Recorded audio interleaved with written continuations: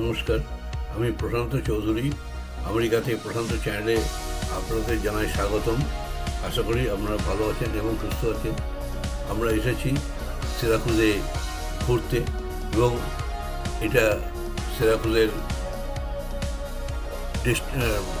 Destiny USA market মল, যেটা আপনাদের আগে দেখেছি।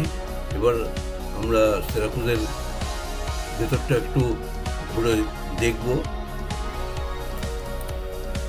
আমাদের লেনব্রুক থেকে সিরাকুজের দূরত্ব প্রায় 250 থেকে 260 মাইল, অর্থাৎ 400 থেকে 420 কিলোমিটারের কাছাকাছি।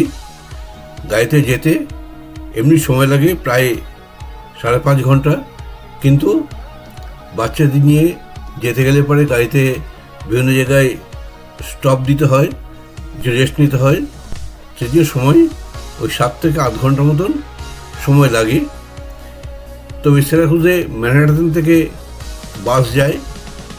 বাসের ভাড়া ডাইনামিক ফেয়ার, ওই মিনিমাম 40 থেকে আপে। সিরাকুজের নিউ ইয়র্ক রাজ্যের মধ্য অংশে অবস্থিত, আর ম্যানহাটনের সিটির দক্ষিণ পূর্বে অবস্থিত। তাই ম্যানহাটন সিটি, তাই সিরাকুজ শহরটি ম্যানহাটনের উত্তর পশ্চিমে নয়, বরং উত্তর দিকে অনেকটা ভেতরের অংশ। এটা কানাডার কান্ট্রির খুবই নিকটবর্তী অঞ্চল। নিউ ইয়র্ক কানাডার বর্ডার এরিয়া এবং এর মেট্রোপলিটন এলাকার জনসংখ্যা প্রায় 7,50,000-এর কাছাকাছি। এটি নিউ ইয়র্কের একটি গুরুত্বপূর্ণ শহর এবং শিক্ষা ও স্বাস্থ্যসেবার জন্য পরিচিত। শহরটি তুলনামূলকভাবে সাশ্রয়ী জীবনযাত্রার জন্য পরিচিত।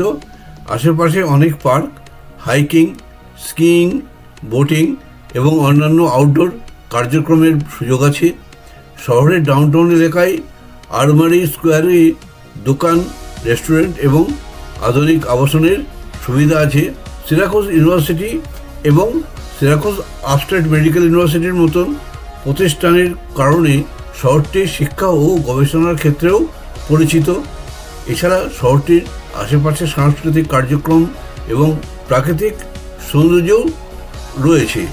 এখানে যেহেতু অনেক বাঙালি কমিউনিটিও রয়েছে, তাই এখানে একটি বাঙালি রেস্টুরেন্টে আমরা আজকে দুপুরের লাঞ্চ করতে যাচ্ছি সবাই মিলে। এখন আমরা শহরটার চারিদিকে একটু ঘুরবো, ঘুরে আমরা যাব লাঞ্চ সারতে।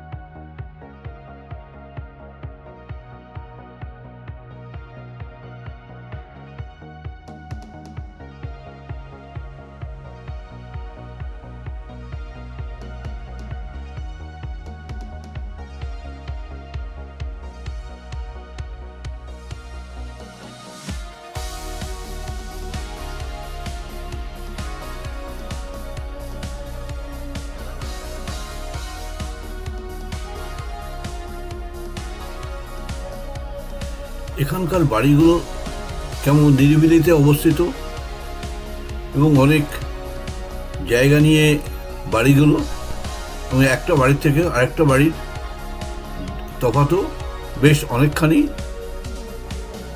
তবে এটা গ্রাম্য পরিবেশের মতন। এখনও এখানে ডেভেলপমেন্ট হয়েই চলেছে। অনেক কারখানা লিভারপুলে অঞ্চলে ঢুকছে, যার জন্য অনেকগুলো পেট্রোল পাম্প তৈরি হয়েছে এবং খুব দ্রুত এর ডেভেলপমেন্ট হচ্ছে।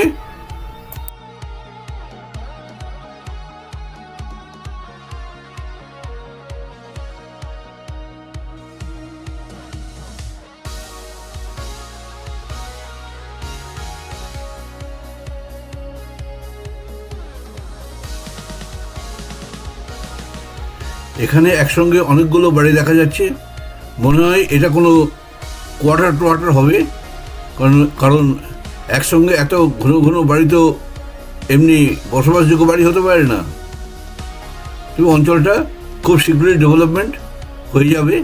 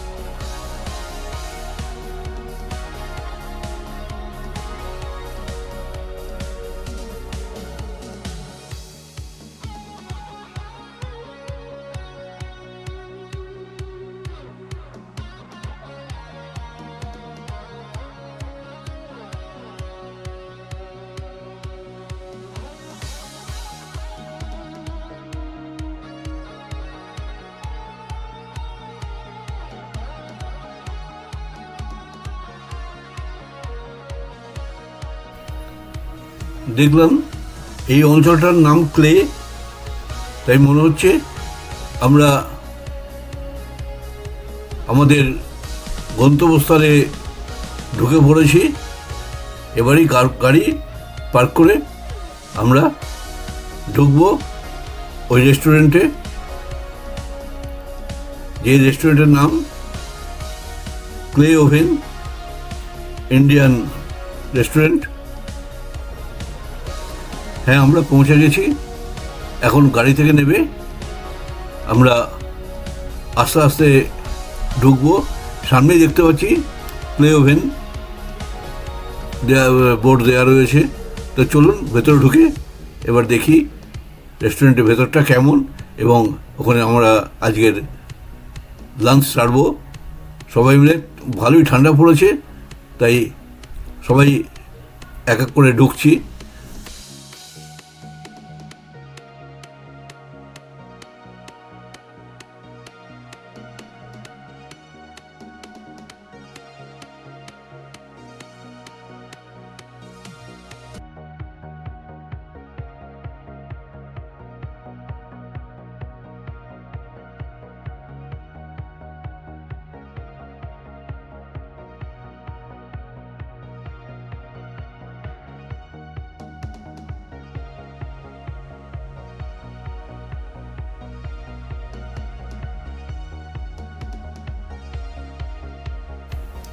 এখানে আমাদের সিট আগে থেকেই বুক করা রয়েছে, তাই আমরা সবাই ভেতরে চলে এলাম।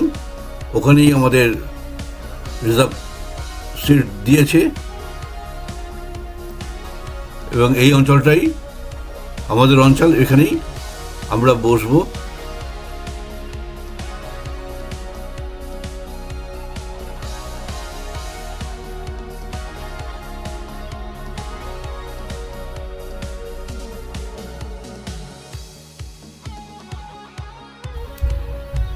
এবং ঘুরে ঘুরে দেখলাম অনেক বড়ই রেস্টুরেন্টটা এবং অনেক ইন্ডিয়ান ফ্যামিলি এখানে বসে রয়েছে।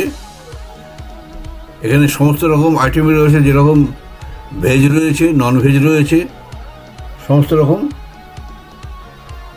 রয়েছে। তো জায়গাটা অনেক বড় এবং পার্টি করার জন্য অনেক ব্যবস্থা রয়েছে এবং এখানে বার রয়েছে, সমস্ত কিছু অ্যারেঞ্জমেন্ট রয়েছে।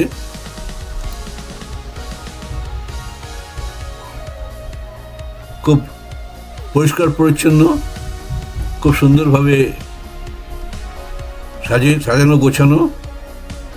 এখানে বুফের খাদ্য দেওয়া রয়েছে, যে যেটা পছন্দ করবে নেবে এবং আমাদের সবাই এক এক করে নিচ্ছে। আমিও একটু পরে নেব, ওদের নেওয়া হয়ে গেলে পরে ততক্ষণ আমি ওদের পারমিশন নিয়ে আমি ভিডিও করছি। তো আপনারা সঙ্গে থাকুন।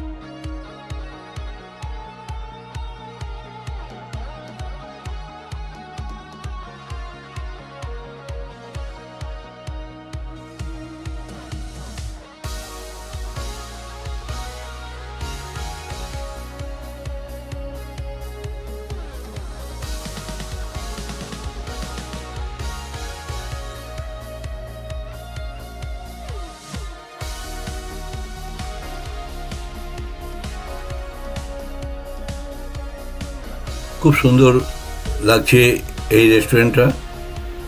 আমার খাওয়া দাওয়া শেষ হয়ে গেছে এবং সবাই এক এক করে উঠছে। এবার হয়তো এখন দুপুর টাইম বলে এই সেকশনটা এখনও ওপেন হয়নি। যাই হোক, এখন সবাই এক এক করে আমরা বেরিয়ে যাচ্ছি। তো আজকে ভিডিওটা এখানেই শেষ করছি এবং ভিডিওটা কেমন লাগলো আপনারা অতি অবশ্যই কমেন্টস করে জানাবেন। যদি ভালো লেগে থাকে তো লাইক করবেন, কমেন্টস করবেন, শেয়ার করবেন এবং সাবস্ক্রাইব করে আমার সঙ্গে থাকবেন। নমস্কার, ধন্যবাদ।